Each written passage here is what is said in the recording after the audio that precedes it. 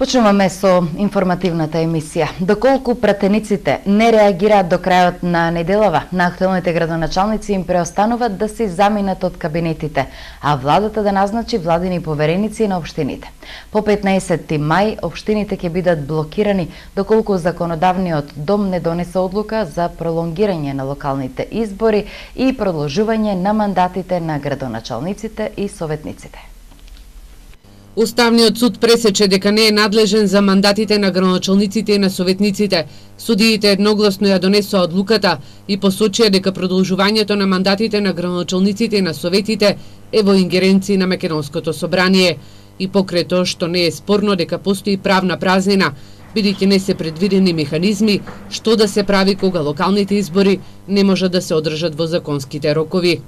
Доколку претениците до 15 мај не изгласаат пролонгирање на локалните избори за наредните месеци, во тој случај актуелните градоначалници заминуваат од своите кабинети.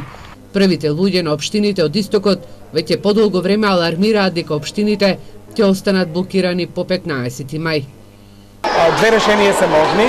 Првото решение е владата да назначи повереници на кои ќе им е предадене да ја водат општината до наредните избори.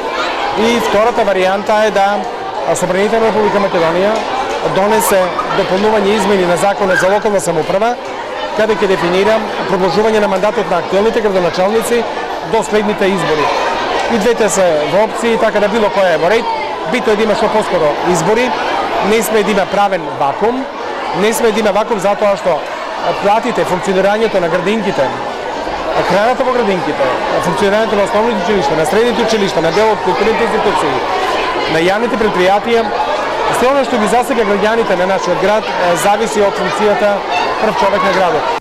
Зел вчера предупреди дека покрај тоа што плати нема да земаат голем број на вработени во децентрализираните институции, нема да може да функционираат и општините во делот на плаќање на сметките за улично осветлување, ќе се закочи изградбата, но исклучувањето на купопродажните договори заради данокот на промет, а нема ниту да се склучуваат граѓански бракови. Уставниот суд одлучи во корист на земјоделците. Исплатата на субвенциите нема да чека, ќе почне на 15 мај, а ќе заврши до крајот на месецот. Земјоделците ќе си ги добијат субвенциите. Уставен суд денеска одлучи во нивна корист. Судот ќе поведе постапка за субвенциите со времена мерка, што значи дека средствата ќе бидат исплатени пред да биде формирана влада. Од Асоциацијата на земјоделци со позитивна реакција по денешната одлука на Уставниот суд. Се што ја должат Министерството за земјоделие на земјоделците ќе биде исплатено. Ние се надеваме дека тоа ќе се оствари. За да се реализира тоа по одлуката на Уставниот суд не требаше 2-3 дена да видиме дали ќе биде тоа остварливо или не. Според Чаклев, исплатата на субвенциите ќе започне на 15 мај, а треба да заврши до крајот на овој месец. Според договорот со директорот на платежна Игор Златков, средствата ќе бидат исплаќени последователно по сектори. Па и да сакаме одеднаш сите пари не можат да бидат исплатени. Знаете вие дека тоа аплицираат околу 80.000 апликанти. Тоа се исто толку налози, може и повеќе, поголем број на налози. Ќе биде сукцесивна исплатата, како што вети директорот на платежната агенција, прво ќе се исплаќаат житариците, поледелството, па после градинарството и на крајата сточарството. Не е битно дали ќе закаснат 5 или 10 дена, најбитно е да земјоделците ги добијат, иако со закаснување, ги добијат своите средства, затоа што ова, по наше мислење, е една од најлошите години во земјоделството. Земјоделците во државата бараа исплата на субвенциите која се одложи поради политичката криза во државата. Исплатата беше стопирана неколку пати според обидување на надлежните дека се коси со изборниот законник. По најавените протести на земјоделците кои потоа ги ставија во мирување и изборот на нов директор на платежна агенција, Кавадаречкото здружение Агротик Вешија поведе постапка пред Уставен суд за оспорување на членот од изборниот законник на кој се повика и Министерството за финансии, каде беа стопирани налозите за исплата на субвенциите. 92 милиони евра е долгот на државата за субвенции кон земјоделците за ланската година. Законскиот рок за исплата е 30 јуни. Стотина деца од Штип, Кавадарци и Неготино беа дел од овогодинешниот спортски турнир за лица со посебни потреби Кежо 2017.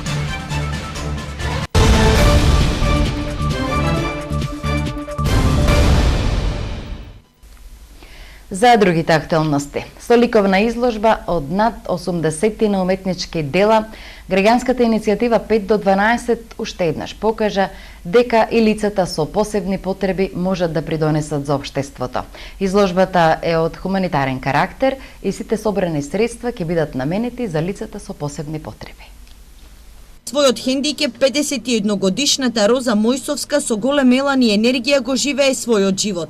Таа е родена со 100% хендикеп на екстремитетите, но хендикепот не и пречи да го следи собствениот сун. Роза е единствениот уметник во државата која црта со уста. Таму ми беа оперисани рацете и не можев да цртам, тогаш беше ден на жените 8 март и сакаа сите да цртат честитки, а јас не можев. И ја зедов боицата во уста и тогаш нацртав цвет. Уметничките дела на Роза Мојсовска, работени во акварел, туш и темпера, беа дел од првата изложба која организираше граѓанската иницијатива 5 до 12. Покрај нејзините, во Штипската библиотека во наредниот период ќе бидат изложени уште 80 на слики од лица со посебни потреби.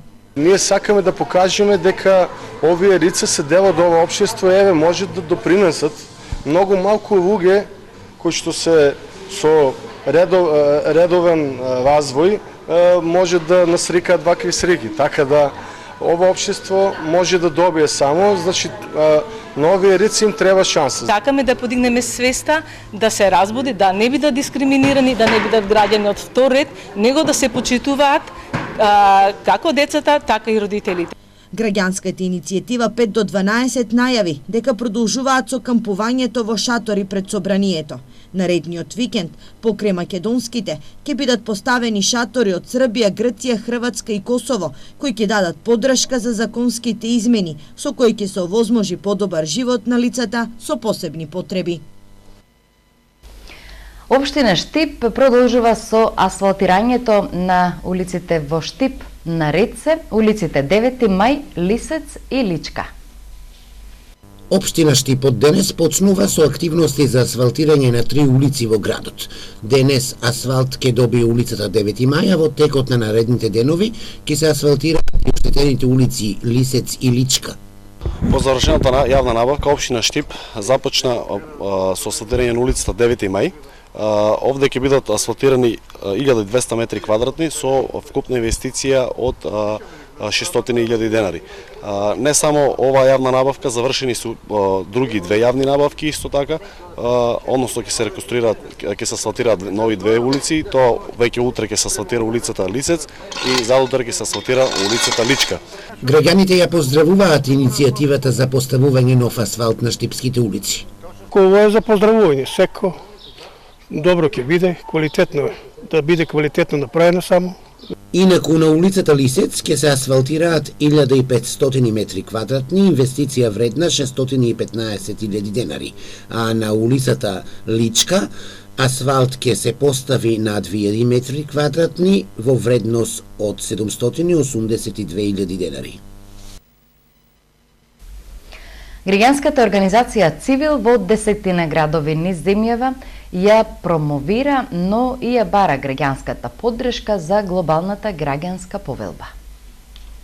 Граѓанската организација Цивил, волонтерски од граѓаните и граѓанките, ја бара поддршката за глобалната граѓанска повелба, која на светско ниво се обидува да ги реафирмира човековите права и слободи. Граѓанскиот активист Џабир Дерала вели дека целта е да се врати просторот за граѓанско дејствување. Сведоци сме дека во светот, па и кај нас, граѓанските организации, активистите, новинарите и други чинители во општеството, членови на заедниците, се под постојан притисок на политичките центри на моќ, меѓутоа и од големите бизниси. Дерала вели дека кампањата досега имаат спроведено низ 10 градови во земјава, а во рамките на која на граѓаните им објаснуваат дека правата на слободата на изразување, информации, собери и здружување се уставно загарантирани. Гледаме еден многу позитивен пример на соработка на граѓанките и граѓаните на локално ниво со референдумот во Гевгелија. Видовме дека таму политичките партии, без оглед на тоа од која страна доаѓаат, заедно работеа на тоа да го организираат и да го спроведат успешно референдумот. Видовме дека медиумите, па дури и верските заедници заедно работеа на оваа тема и успеаја да направат нешто повеќе. Дерала денеска во Штип забележа дека секој граѓанин и граѓанка може да направи за враќање на слободата и на демократијата во земјава. Штипскиот зоопарк Бриони во изминатиот период од 3 години има обезбедено над 30 видови животни. Наскоро тамо ќе пристигнат лисица и екзотични птици. Штипското јавно комунално предпријатие ИСАР ќе го зголемува бројот на животни во зоопаркот. Наскоро ќе пристигнат лисица и екзотични птици. Директорот на јавното предпријатие ИСАР Ангел Бојаджиев на пресконференцијата пред медиумите истакна дека во изминатите 3 години во зоопаркот имаат обезбедено 30 видови на тревопасни животни и е вистинска атракција за најмладите не само од Штип, туку имаат и посети од ученици и деца од останатите градови во Источна Македонија. Веќе има над 30.000 посети, ни кажуваат дека направивме вистински потек за уживање на самите граѓани. Ние нема да застанеме овде, ќе продолжиме со нашата работа, ќе продолжиме со ставање на нови детски реквизити овде во самата зоолошка градина, така да сите што ќе дојдат овде ќе може да се чувствуваат пријатно. Очекуваме нови животни во најскоро време да бидат донесени. 39 годишниот Димче Мановски, лице со посебни потреби од љубов кон животните, секој ден доаѓа и волонтира во зоопаркот. Димче веќе една година се грижи и ги храни животните. Во зоолошка градина нудиме можност на сите луѓе кои што се заинтересирани да волонтираат во самата зоолошка градина, да се грижат за животните, а за тоа ќе земаат одреден надоместок кој што ние како јавно предпријатие го обезбедуваме. Еден таков случај е случајот со Димче кој што редовно доаѓа секој ден во зоолошката градина, од љубов кон животните, се грижи за самите животни, ги храни, помага во средувањето на самиот круг на зоолошката градина, а за тоа земам скромен мал одреден надоместок. Бојаджиев истакна дека немаат проблеми со обезбедување на храна за животните и наскоро ги очекуваат новите животни да бидат дел од зоопаркот Бриони. Стотина деца од Штип, Кавадарци и Неготино беа дел од овогодинешниот спортски турнир за лица со посебни потреби Кежо 2017. Тие се надпреваруваа во неколку спортски дисциплини, меѓу кои кошарка и пинг-понг. Годинава Кежо 2017 се одржа по 5-ти пат. Стотина ученици од Штип, Неготино и Кавадарци денес се надпреваруваа во пинг-понг, кошарка и други спортски дисциплини. Тие беа дел од спортскиот турнир за лица со посебни потреби Кежо 2017. На овој турнир учество земаат ученици од општина Неготино, општина Кавадарци и општинското основно училиште Ванчо Преке, државното средно училиште за образование и рехабилитација Искра Штип, како и дневниот центар и центарот за аутизам. Верувајте дека спортот е нешто што ни треба на сите, а највеќе на вас. И верувам дека денеска вие ќе уживате во игрите и ќе се дружите со вашите другарчиња од Кавадарци и Неготино. И убеден сум дека денешниот ден ќе помине во најдобар ред. Резултатот не е најбитен, но битно е трпењето. Спортот е од голема важност за лицата со посебни потреби. На овој начин тие ја подобруваат својата физичка моторика, а истовремено го јакнат и надпреварувачкиот дух. Многу се ретки ваквите моменти кога се организира нешто за оваа категорија на лица и за што можат тие да ги покажат своите способности и можности. Така да сето она што ние го работиме помеѓу активностите во дневниот центар да можат да ги истакнат и да ги покажат. Че видите вие низ вашите камери колку децата се среќни и задоволни што се денес овде и што ќе се надпреваруваат. Спортскиот турнир Кежо 2017 годинава се одржува по 5-ти пат. Околу 500 земјоделци од Штипско и Карбинско поднесоа барања за обештетување од пролетниот мраз во источниот регион, барања за проценки на штети во подрачните единици поднеле над 2500 земјоделци. Последен ден за пријавување на штетите кај лозовите и овошните насади од последниот пролетен мраз во Штипската подрачна единица на Министерството за земјоделство. Барања за обештетување поднеле околу 500 лозари и овоштари од Штипско-Карбинскиот регион. Поголем дел од земјоделците кои претрпеа штети велат дека тешко ќе ги надоместат, но барем со средствата кои ќе им бидат исплатени ќе ги намалат последиците. Некои скептични во однос дека овие средства ќе легнат на нивните сметки. Штета на нула. На нула ни ложи имам 4 декара, свеши, ораси, се е бришка, тоа ништо нема. Каде, во кој дел на? Од Долни Чорли. Сега ќе поднесете барање да бидете обештетени. Колку овие средства ќе ви помогнат да ги намалите овие загуби? Колку да, толку ја ич, да купите норајна, па фала лепо на тоа. Мора ќе државата па помага добро е. Пијави, сливи, круши, дзрдзали, се. Голема ли е штетата според? Голема, штетата по моја е 5.000 евра. Нема да има берба, ништо нема? Нема ништо, нула. Нула. Сега со овие средства што ќе ве обештетат, што? Ќе бидат ли од помош? Од помош ќе бидат, ама ако ги дадат. Ако. Денеска истече рокот за пријавување на штетите и во подрачните единици на Министерството за земјоделство. На истокот барања за обештетување поднесоа над 2500 земјоделци. 73 комисии вршат проценка на штетите. Првичните проценки во Штипско укажуваат на измрзнување од 70 до 100% кај овошките и лозјата. Штетите се преценуваат да достигнат и до 5 милиони евра.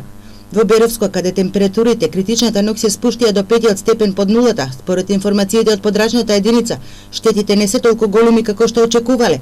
Во оваа подрачна единица до денес барања поднеле околу 500 земјоделци. Во Пробиштипската единица 320, во Кочанската 476, во Делчевската 600 земјоделци. Учениците од Штипското основно училиште Ванчо Прке на креативен начин учеа дека пиењето на вода е здрава навика. А и возрастните треба се почесто да ја практикуваме оваа навика, бидејќи на телото најмногу од се му е потребна вода. На креативен начин со изработка на шишиња од глина и учениците од 4-то одделение од Штипското основно училиште Ванчо Прке се вклучија во кампањата на изворска вода за повеќе да се пие водата, која подобрува концентрацијата и представува здрава навика. Поттикнувањето на креативноста и креативните вештини е една од основните задачи во образованието. Токму поради тоа, вратата на нашето училиште е широко отворено за сите оние проекти кои што нудат таква можност. Огромна благодарност до агенцијата Маркетинг Микс, кој што возможи нашите ученици на креативен и интересен начин да стекнуваат навики за здраво живење и за здрав живот. Во рамките на оваа кампања, покрај тоа што учениците имаат креативна работилница, тие учат дека и човечкото тело е составено од 75% вода и оти 70% од земјината топка е покриена со вода. Вчера во Центарот за култура Ацо Шопов во Штип премиерно беше прикажан долгометражниот игран филм Јавач на коњ во режија на Маријан Гавриловски. Се работи за филм социјална драма која е наречена Бајка за возрастни. Целата идеја тргна од една британска поговорка која гласи кога желбите би биле коњи, бездомниците би јавале на нив. И од таму ми тргна идејата за да го напишам сценариото за тоа колку малку е потребно за да се оствари една среќа. И се разбира тоа малку да биде уште помалку, го сместивме во 3 ликови кои што се бездомници. И целата приказна се врти околу нивните односи. Колку малку е потребно за тие да бидат среќни, колку уште помалку е потребно за да се уништи таа нивна среќа.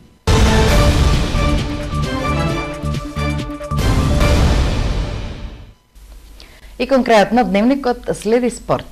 Екипите на Беласица, Плачковица и Осогово се скоро сигурни патници во втората македонска лига, а Китго Пехчево потајно ќе исчекува поволна разврска. Голгетерот Бобан Марик со постигнати 35 голови ја потврдува својата дарба и во дресот на Струмичка Беласица. Полека но сигурно финишира првенството во третата фудбалска лига група Исток. Според мислењето на многумина спортски работници кои внимателно ги следат фудбалските настани во Македонија, на Истокот се игра најдобриот, најатрактивниот и најефикасниот фудбал, од кој некои голови слободно можат да конкурираат во изборот на Еврогол. Тоа се должи на коректниот однос на раководството на клубовите кон играчите, мобилноста околу подобрувањето на условите за престој во просторните собликувални, како и одржувањето на самите терени. Квалитетот на играчкиот кадар е на високо ниво, со мал исходок на поедини екипи, што допринесува со своите игри да привлечат исклучително голем број гледачи на трибините. На 3 кола до крајот првенствената патека најбрзо ја креираат екипите на Беласица, кој има 7 бодови предност пред екипата на Плачковица. Тука некаде се и тимовите на Осогова и Каменица Саса во борба за третата позиција. Учинокот на екипата на Кит Гопехчево е голем, со оглед на тоа дека се вистински хит во пролетниот дел и со своите игри и резултати привлекуваат се поголем број навивачи. Можеби тие ги имаат и најдобрите организацијски услови, налик на реномираните и респектабилни екипи. Стадионот во Пехчево е со трибина на која се инсталирани седишта, има нова модерно опремена соблекувална, јавни тоалети за гадачите, а за тренатиот терен би позавиделе многу реномирани праволигашки центри. Во план е изградба и на специјална VIP ложа. И те имаат своји можности и шанси да се замешаат во оваа фудбалска грозница и потојно се надеваат да успешна разврска. Кога сме кај головите, со своите реализаторски способности одскокнува штипјанецот Бобан Марич, кој во дресот на Беласица досега постигна 35 голови од вкупното 117 на Струмичкиот третолигаш. Веднаш до него е соиграчот Миле Костовски со 25 голови. Во екипата на Кит го најдобри стрелци се Дарко Лексовски, кој досега 14 пати ја тресеше противничката мрежа. Потоа следува Андреј Симевски, кој има постигнато 13 голови, и Мартин Димовски, кој има постигнато 10 голови. Екипата на Кит го првенството ќе го заврши во недела во Пехчево, кога ќе се сретне со екипата на Напредок Здраве Радово. Во последните две кола Кит го Пехчево ќе биде слободно поради откажувањето на екипите на Баби и на Конче Бирлик. Спортската екипа на Средното општинско училиште Колен Ехтенин го освои второто место на државното првенство во рамките од првенството на училишен спорт. Традиционално, како и секоја година, првенството во рамките на училиштиот спорт предизвикува огромен интерес кај учениците во сите средни училишта широм Македонија. Спортската екипа на Средното општинско училиште Колен Ехтенин по освоените први места на општинскиот, зонскиот и регионалниот турнир обезбеди пласман на завршниот финален дел на ова државно првенство во училишен спорт. Со Колен Ехтенин ради успеси на секое поле, како на научно-наставно, така и на спортски план. Во минатиот период, значи, учениците од Средното општинско училиште беа на општински надпревар, зонски надпревар, регионален и на крај завршивме на државно првенство, каде имаше 4 екипи разигрување на државно првенство, значи со Колен Ехтенин како училиште го освои второто место. 4 екипи во финалето, финалето се одигра во Тетово, каде нашите ученици покажаа успешност и се дојдоа со второ место. Игравме два надпревари, првиот го играевме со Кичево, бевме повори, победивме со 2:1, веднаш потоа игравме финале со Тетово, таму водевме 1:0, потоа изгубивме на пенали. Инаку на финалниот дел од државното првенство настапуваат најдобрите екипи од сите региони во Македонија. Овде ја заокружуваме информативната емисија на Ирис телевизија. Благодарност за вниманието и имајте пријатни моменти со Ирис телевизија.